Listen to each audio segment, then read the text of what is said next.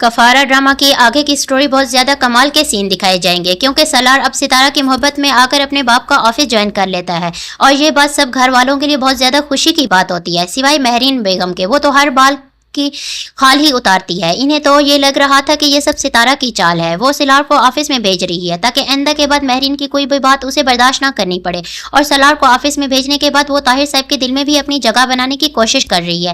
مہرین غصے کے ساتھ جاتی ہے ستارہ کے پاس اور اسے جا کر کہتی ہے کہ تم لاکھ کوشش کر لو، لیکن زیادہ دیر میں تمہیں اس گھر میں ٹکنے نہیں دوں گی۔ تمہیں کیا لگتا ہے کہ سالار کو آفس بھیجنے کے بعد خود کالج کے بہانے یونیورسٹی کے بہانے سارا دن گھر سے باہر نکلو گی اور اپنی منمانیاں کرتی پھرو گی؟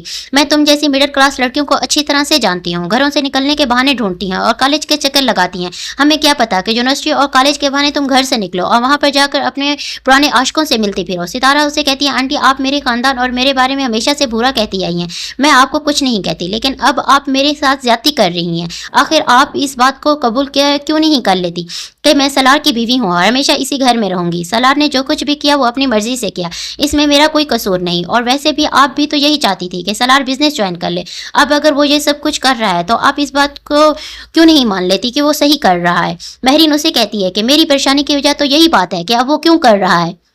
پہلے تو وہ اس بات سے ہمیشہ نفرت کرتا ہے، لیکن تمہارے آنے کے بعد اس میں اتنی بڑی تبدیلی کہاں سے آ گئی ہے کہ وہ اپنے باپ کا بزنس جا کر جوائن کر رہا ہے؟ یا ضرور اس کے پیچھے تمہاری کوئی نہ کوئی سازش ہوگی۔ سالار جو کہ اپنی ماں کی ساری باتیں سن لیتا ہے، وہ غصے کے ساتھ کمرے میں آتا ہے اور اپنی ماں سے کہتا ہے کہ آپ اپنی باتوں کی وجہ سے ہمیشہ سے دور رہی ہیں، آپ نے ہمیشہ دوسروں کو شک کی نظر سے دیکھا ہے، آپ نے کبھی یہ نہیں سوچا کہ کوئی کتنا آپ کے لیے اچھا کر رہا ہے۔ دولت اور پیسے کے گھمنڈ نے ہمیشہ آپ کو دوسروں کے لیے اتنی زیادہ مشکلات پیدا کرتے ہوئے دیکھا ہے۔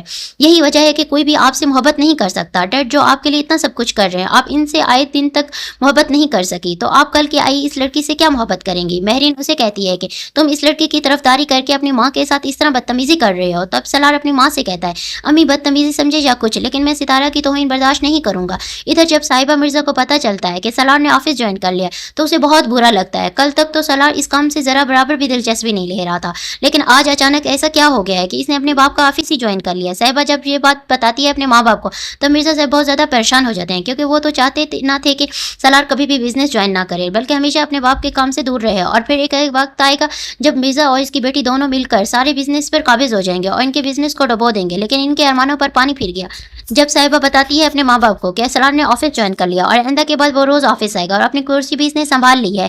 ادھر آخر قاسم ایک بار پھر سے اپنی چال میں کامیاب ہو ہی جاتا ہے۔ وہ نمی کے ساتھ ساتھ اس کے گھر والوں کو بھی اس بات پر راضی کر لیتا ہے کہ نمی قاسم کے ساتھ شادی کر لینا چاہتی ہے۔ کبھی وہ جھوٹ موٹ کے بہانے بنا کر احتشام کے سامنے بہانے بناتا ہے، تو کبھی جھوٹے دلاسے دیتا ہے نمی کو کہ وہ اسے شادی کر لے، سب کچھ ٹھیک کر دے گا قاسم۔ نمی کی جو کہ شروع سے ہی عقل کی اندھی اور کانوں کی کچی تھی، وہ بھی قاسم کی باتوں میں آ جاتی ہے، اور بہت جلد نمی کی زندگی ہونے والی ہے برباد، کیونکہ قاسم اس سے محبت نہیں کرتا اور نہ ہی محبت کر سکتا ہے، بلکہ وہ اس کے ساتھ دھوکہ کر رہا ہے۔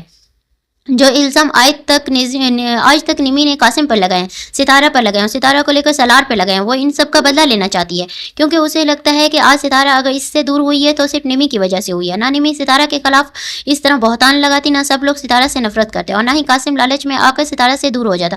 اب یہاں پر کہیں نہ کہیں قاسم کا تو قصور ہے اپنا۔ اگر وہ پیسوں کا لالچ میں اس دن ستارہ کو چھوڑ کر نہ جاتا تو ہو سکتا کہ ستارہ اور اس کا نکاح ہو چکا ہوتا، اور پھر ستارہ کچھ بھی نہ کر سکتی، لیکن اس نے سب کچھ خود ہی غلط کر دینے کے بعد اب سارا کا سارا الزام وہ نمی پر لگا رہا ہے، اس سے شادی کر کے اسے بدلہ لینے کی کوشش کر رہا ہے۔ بہت جلد قاسم اور نمی کی شادی ہو جائے گی اور نمی کی زندگی پڑنے والی ہے ایک بار پھر سے مشکل میں، جبکہ کرن بہت جلد اپنے انجام کو پہنچنے والی ہے، کیونکہ وہ ایک ایسی لالچی انسان کے ہاتھ میں آ پہنچی ہے جو صرف اور صرف اس کے باپ کی دکانوں اور اس کی جائیداد سے محبت کرتا ہے، اور کرن جو اس کے شخص پر بھروسہ کر کے اپنا بہت بڑا نقصان کرنے والی ہے۔ آپ لوگوں کی کفارہ ڈرامہ کی سٹوری کے بارے میں کیا رائے ہے؟ کمنٹ سیکشن میں لازمی بتائیے گا۔ ویڈیو پسند آئے تو لائک کر دیں، اگر آپ ابھی تک ہمارے چینل کو سبسکرائب نہیں کیا تو جلدی سے سبسکرائب کر لیں۔ تب تک کے لیے دوستو اللہ حافظ۔